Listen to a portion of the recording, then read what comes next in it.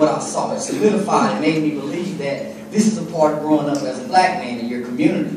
And so by the time I was 14 years old, I had been arrested for shooting at people, snatching purses. So I had a very lengthy juvenile arrest record prior to going to TYC. So when I got to Giddings, I felt like I was prepared to be there. It didn't bother me to be there, so I spent the next 4 years of my time in Giddings State School doing everything I can to go to prison. I became the worst juvenile in the state of Texas in the Giddings State Home and School facility during my era there. I became a gang leader. The state had a recommendation for me to be transferred to the adult prison system based on my behavior, and I earned that recommendation. I wanted to go to prison. It was like graduating. My brother was there. He was serving a 99-year prison sentence for a murder he had committed at the age of 17. So my mom had 2 sons who was locked up for murder. And I remember when I went back to court, there was 4 of my house parents. I think today you guys call them juvenile correctional officers, and I'm going to talk about that. 4 of my house parents put their jobs on the line. This is how they feed their families. And I was the worst kid there.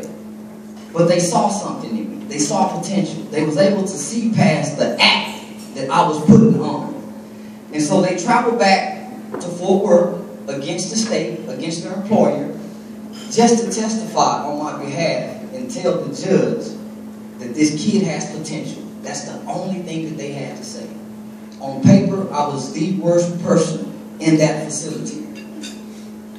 And based on their testimony, my judge, Judge Gene Boyd, the same judge who gave the young man the 10 years probation for the affluenza defense who killed those 4 people, Judge Boyd gave me a second chance at life, and she recommitted me back to the Texas Youth Commission, where I spent another 3 years. Now I'm 18, and so I go back to TYC, and out of those 4 individuals, 2 was black and 2 was Caucasian. And it really didn't matter to me what the 2 black people had done. What stood out the most is the 2 Caucasian women who put their jobs on the line, because I was raised to believe that white people was my enemy. They was my enemy. Why would they do that for? And so I went back with a completely different mindset because of the act that they had done. And so I went back and I began fronting just to please those 2 people. I began to front to try to work the programs. And after so long, because I hadn't met a kid in 7 years in Giddings, and I had been there with children who had killed both their mothers and their fathers, I have never met a cold-blooded child. Never. We thought we were, but I never met one, including myself. And so as I began to front through these programs, the programs were so efficient that it became real to me. The front no longer was an act. It became who I was. From the offense cycles to the life story, the capital offenders program, the thinking areas, the group skills, the leisure, and my house parents' involvement. I was blessed to end up in the juvenile system. Ann Richardson was our governor. And during that time, our juvenile system was strictly based on rehabilitation and resocialization. There was nothing punitive about it. So I was able to go into a facility during a time where the people who worked there really believed that they could make a difference. And we knew that. We knew that. We didn't call them correctional officers. They were like our parents. Growing up in TYC from 1991 to 1998 was the best time of my life. TYC had given me all the skills and all the tools that I needed to get out here and be successful. TYC done its job. It's just that when I got out at 21, there was no aftercare for a young man like me. There was no reentry programs. There were no churches who even believed that they could connect with someone like me. So I went back to a community. I had all my childhood issues resolved through Life Story, through the Capital Offender Program. But I went back to a community, the same friends. And my community reshaped what TYC had done. And so I fell into those statistics where a juvenile was rearrested within that first year. 9 months after leaving TYC, I was caught trafficking drugs across state lines, 10 pounds of marijuana and 2 firearms. And this was 9 months after I had gotten out. But when I came home in 1998, the dope game in the black community was at its highest. It was like the 80s. So it was like one of the first economic opportunities that a young black man coming from where I come from could reach to. And that was logical thinking where I came from. And so I didn't have sick calls to sign up for. I was mentally 14 in a 21-year-old body. I got locked up at 14. Came home at 21. I didn't have any life experiences. But I had the skills and the tools. I just didn't have the experiences to use them. So to make a long story short, I spent all of my 20s submerged in the criminal elements of society, and some of my 30s. And it wasn't until I began to have children that I began to look at life different and make changes.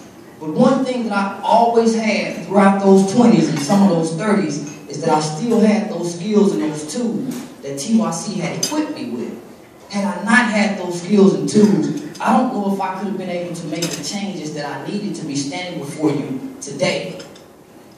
Right now, today, I'm 83 credit hours for a bachelor's degree at Texas Western University before applying to law school.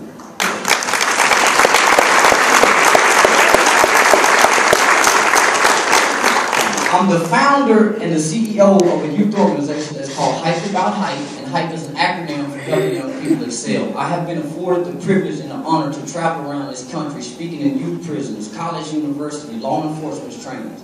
My greatest partnership today is with the Texas Juvenile Justice Department, whom raised me. I've developed programs, curriculum, where now I go in and I teach these programs inside of the Texas Juvenile Justice Department. They have highly recommended these programs and have endorsed these programs. I also do a lot of work within our community. I don't just stop at the grassroots level. I'm in the gutters. I'm in the slums. I'm in the projects. I'm going by the dope houses. Because for the most part, you guys are operating from a safe distance from these same kids who you're sending back to these communities and telling them not to do what they see that's been doing in their community since they was born. I was raised by a mother who tried to instill good values and good morals in me. But the men in my family and the men in my community had way more influence than my mother did. My mother worked all the time. So I'm dealing with kids whose parents are gang members, whose grandparents are gang members. So they are raised in a culture, especially my Latino brothers and sisters. They are being raised in a culture and they are being taught certain things. And so when they come across your desk, and they come across your office, and when they step into the real world, they realize what I'm being taught was wrong. But when they go back home, they're telling them what you are seeing is wrong. So how do you counter that? How you counter that is through building relationships. Our juvenile system, our criminal justice system no longer has any compassion for youthful offenders. And what I mean by that, there's two sides of our law. You have the letter of the law, which you guys follow to the T. But you also have the spirit of the law, the compassion, the restorative justice, the redemption. That's what we don't see anymore. We're sending children in this country to prison at the age of 14. When I stood before my judge at 17 years old, I couldn't wait to get out and kill somebody. I couldn't wait to go to prison. But the adults around me, who worked with me, who had a relationship with me, they knew better than me. I thought I knew, but they knew better. And they proved everybody right that they knew better. No one in TYC, even those who are still working in Austin right now, would have believed that Charleston White would be standing before you guys being able to give this message to you.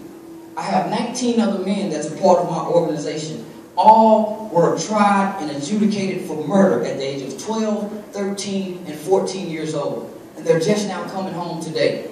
These individuals have spent 19, 20, 21, 22 years in prison from a choice and decision that they made when they was 12, 13, and 14 years old. And all 19 are living productive and pro-social lives. All 19 credit TYC programs and the staff for giving them the tools and the skills that they need to survive in prison. You're not going to be able to save all of them, but you have to make sure that they are equipped for whatever journey that life is going to take them down based on their choices and decisions. From what I see, from coming from the outside going in, there's no more accountability amongst the students. I also see that there's no more of a relationship between staff and student. And you cannot correct a child's behavior if you don't have a relationship with them. No one can correct your behavior if they don't have a relationship with you. And so you have to try to seek to understand that child before you are trying to be understood, because you don't know where they came from. You only know what you read on paper. Some of these children has no connection to their mother, to their father. And so when I'm talking to children who are involved in gangs, I never tell those children to leave their gang. Because sometimes their gang is their mother, their father, their uncles, their brothers. So what I try to encourage them and motivate them to do is you go be the change that you want to see in your community. Because we all can end up in prison. We all can end up in a graveyard. And so if you love what you say you love, go try to make a difference. And I ask you guys, try to make a difference. I remember when I was put on probation one time, I just didn't have to go visit my parole officer. He was showing up at school. He was in my neighborhood riding by. I saw him consistently. And what's happening in the lower social economic communities is there's no visible presence with the church. There's no visible presence, consistent presence with any grassroots organizations, any non-profit organization. Only visible presence that these young people see in their community is thugs, drugs, and police. And no one in our communities has more influence than the guys who are standing on the street corners.